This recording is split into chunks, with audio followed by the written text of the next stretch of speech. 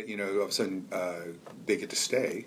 The city's already, they put $2.5 million in investments. They put in new roads. Habitat for Humanity's built half a dozen houses back there. The other neighbors in that whole area have remodeled their houses. They've expanded their houses. They've done all these different types of stuff. Millions of dollars have been put into that area, and it's all going to be put in jeopardy if the scrapyard isn't required to fulfill this part of the bargain and move. So it's not we're moving the junkyard, we're keeping the city from allowing it to stay. Now all of a sudden they're saying that this is the only place that they can recycle in town, which is not true. There's other places and there's other businesses that could step forward and do this type of business. That this is, you know, they focus on the business and not think about the community, the neighborhood. They say it's going to cost this business money, but they don't talk about about all the money that these neighborhoods have invested in. You know, this is a low-income neighborhood. Most people don't like them in this community. They don't think it's, you know, they don't really care.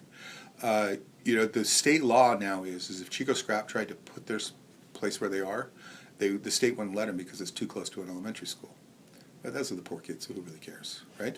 You know, and it is historically a non-traditional school. It's historically a low-income school. The data all supports that, right? So this is just another example of, you know, environmental racism on these kids in this place. They would never allow this junkyard near any of the city council members' houses, but of course they don't live. Well, I think the biggest one is Andrew Coolidge, who people need to realize used to work for Chico Scrap Metal, who was the owner of it, hired, when John Scott got fined by the EPA, and the district attorney actually fined him for illegal environmental practices, rather than clean it up, he tried to get a new DA. And he had a campaign to get a new DA. He hired Andrew Coolidge to run that campaign. And so it's really weird that Andrew's very first move on the city council was to pay back his old boss. City council. Other people will say that we're being anti-business, and I think it's really strange that they are going to reward the one business that did the wrong thing rather than the 5 businesses that did the right thing. If I was those businesses, I'd be pissed that this other one gets away with it. They don't seem to be caring about the value of money that the city put in. I mean, the city spent $2.5 million for a new road. It put in new safe routes to school. All of these were part of this plan that was going to make this whole neighborhood great, and this junkyard's now going to go ahead and remain. The real tragedy is that by just allowing them to just stripping out the removal process of the plan, is that there actually are what are called mitigations that are required by an industrial operation if they want it to be someplace like that. 6-foot tall concrete solid wall, setback of 6 feet from any place else, full of vegetation. None of that's going to happen. They're just going to let them stay.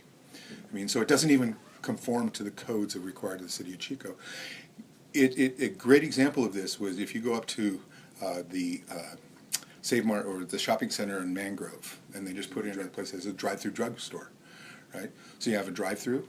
Because they put a drive-through, they had to put a 6-foot wall behind the building so that the headlights wouldn't bother the neighbors.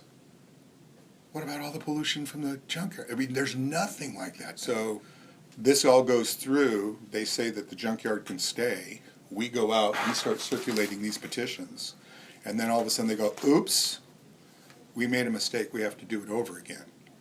So we already had thousands of signatures already collected, and then we had to stop. And then they had to do it all over again. And we just now passed it at the dead of winter.